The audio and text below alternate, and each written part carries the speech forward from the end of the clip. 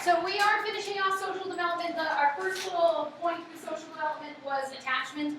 And remember, attachment forms when they're young. But what you will also find is that attachment can affect them long term later in life. Okay. However, at the same point in time, we can also talk about Erik Erikson. Yeah, that's his name. Psychosocial stages. And so he was what they call a stage theorist. He believed that development happens in these nice, neat stages and that everybody goes through these things. And he viewed developmental psychology as a process where at each stage you have a conflict and you have to basically overcome that. And you have to basically, it's one thing versus another. And what happens is that as you go along, as you develop throughout your life, those earlier stages will affect later stages. And so what you'll find is like his first stage is trust versus mistrust. And that's obviously as an infant. And like we said with attachment, if you develop mistrust because of relationships with, for example, your parents, it will have negative impact later on when you're an adult and you are trying to, you go through a stage and he talks about intimacy versus isolation. And so if you have developed mistrust as an infant, that could also lead to isolation later as an adult. Okay? So it's kind of piggybacking off from that. All right, so I did want to hit talking about a couple of the stages that we will see in in childhood. There are several of these that we'll see at Trojan Tots, and then there's some that are just older kids in elementary school that we won't see. So the first one, like I said, is trust versus mistrust. This is the idea of developing that attachment period and developing this trust that you have people in your life that will take care of you. Okay? The first year, it's very crucial where they can develop, they understand that I cry, somebody comes and figures out what's wrong. May take a little bit, but they figure out what's wrong, whether I be hungry, whether that be I need my diaper changed, I'm tired, I just want some other, somebody else to look at, whatever it is. Erikson's first stage is trust versus mistrust. So, I had this as an example. By the way, somebody asked about my other siblings. That's my youngest sibling, Gabby. Gabby is now 19, but this was when my youngest was born. And Gabby loves babies. But she was feeding him a bottle, okay? Developing this trust. Aiden was developing a trust that somebody was going to feed him, okay? So obviously it was not me at that case, but he trusted that, somebody was going to feed him on a regular schedule, okay? Second stage is autonomy versus shame and doubt, and this is 1 to 3 years, and my 1 is kind of being covered up by my picture. I need to move my picture. But autonomy versus shame and doubt, and this is the idea of doing it myself. Okay, can I do things myself, or are people not going to let me, and I have this shame about doing things myself, where they basically tell me I'm too little.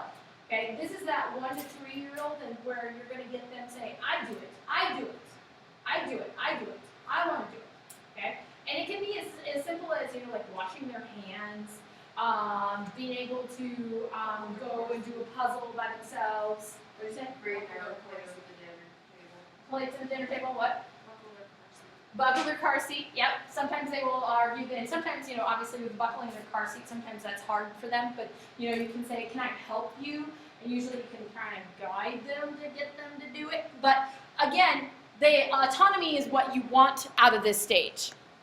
So, for example, this is my son Aiden, and this was a puzzle that we bought for him recently for, I think it was for his birthday. For his birthday, and it's a 2-level puzzle. It was really cool. It has on the bottom, it has these cats. It has 2 cats, and then on top of it is a fish bowl, okay, and it has 3 fish in it. But for him, being able to figure out for him how to put the puzzle pieces together. Yes, he will get frustrated. Yes, he will get mad, and he will start to cry. But at the same point in time, he is developing that he can do it himself. Okay. Now, the problem with this is that obviously as you get the parents depending upon the parents, sometimes they want to take over and they want to just, well, I'll just do it for you. The problem with that is that they don't learn how to do it themselves. And as much as you can, you try and encourage parents to, let them figure it out. Okay? You can guide them. You can help them. Obviously, they're going to get frustrated. They're going to start crying. But you want to try and get them to figure it out. The other part of this is if they have older siblings. My older children will go along and they're like, oh, Aiden, let me just do that. I'm like, no, leave him alone. I said, let him figure it out because otherwise he's never going to be able to do it. He's going to develop, well, I can't do it. Shame and doubt. I can't do it. You do it for me. Okay? So it's much better for them to figure it out on their own. All right. Then you get to initiative versus guilt, and that's the 3 to 6 age. Okay? And it and what you'll find is that these kind of all piggyback on top of the last one. So initiative is being able to take that initiative and do something on their own. Doing something on their own, being able to pick something up and say, hey, I can do this, okay? Or that guilt of the idea that, there's nothing I can do by myself, okay? I picked up this one, this was from a couple years ago. This is my middle son, Gabriel, and he was playing on the playground, okay? It was one of those climbing walls, So he was, at this time, he was 4, okay? And he was only a couple months into 4, so he was a pretty young 4. But he was doing this climbing wall, and this, by the way, is my grandfather, his great-grandfather, who was watching him do this. But he was getting so proud of himself because he could go and he could climb that wall by himself, and I don't have to stand there and help him, okay? And he took the initiative to actually climb that wall by himself, all right? So that was something where, he got to the point where he could actually do this on his own.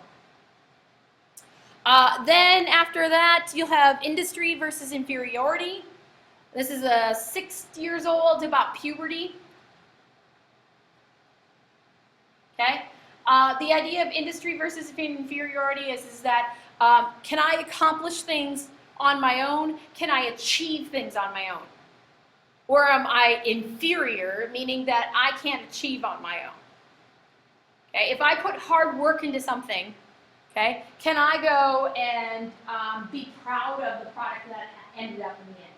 Okay? Inferiority, the idea that I can't get anything done. I'm worthless. I'm not going to be able to accomplish anything. Okay? So my example here with this is my daughter. This was a year ago. I was trying to find a more recent picture, but I hadn't taken another picture of her. But she's all smiles. She's so excited because this was after a swim meet, and she had been working in practice, and it's very hard for her. At the time, she was 8. She's 9 now, but at the time she was 8. And can you imagine? You guys that have done athletics before, when you're young, especially, it's hard to understand what the point of practice is, right? You're supposed to work hard in practice. For what? Why? Okay? And she's still working on this concept, but she's starting to understand that when she works harder in practice, then when it comes time for the swim meet, she does better.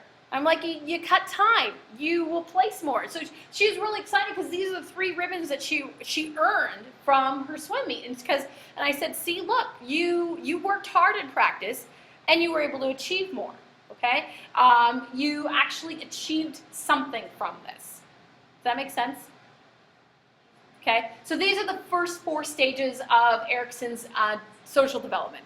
We'll come back to Erikson and we'll talk about him again when we get to puberty and then when we get to adulthood. But these are the first 4 stages according to Erikson about children.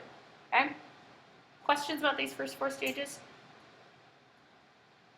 Okay. At Trojan Tots, you will have to be able to tell me. Obviously, you will mostly see the first 2 stages. You may see the 3rd stage in the senior class with the 4 and 5-year-olds. Okay, but you're going to have to be able to tell me. Okay, what did you see that demonstrates they're in that stage? Just don't say, okay, yeah, they're in autonomy versus shame and doubt because they're a 2-year-old.